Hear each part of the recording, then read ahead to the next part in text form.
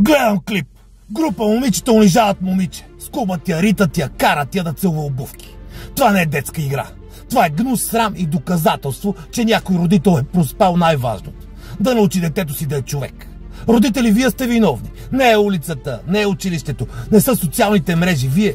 Защото ако едно дете знае разликата между добро и зло, никога няма да вдигне ръка, за да унижи друго дете. Ако едно дете знае какво е уважение, няма да снима гавра. Аз имам дъщеря и знам едно. Ако някога някой се опита да унижи така, няма да питам кой е виновен. Ще отида първо при тези, които са посегнали, а след това ще почукам на вратата на мама и на тати, защото проблема винаги започва от дома.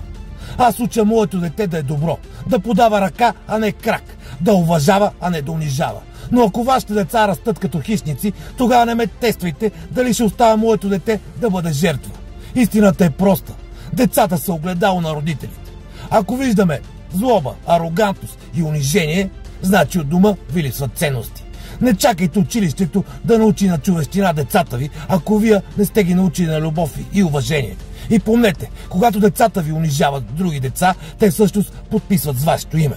И ако вашето име се свържи с срам, тогава вече няма оправдание.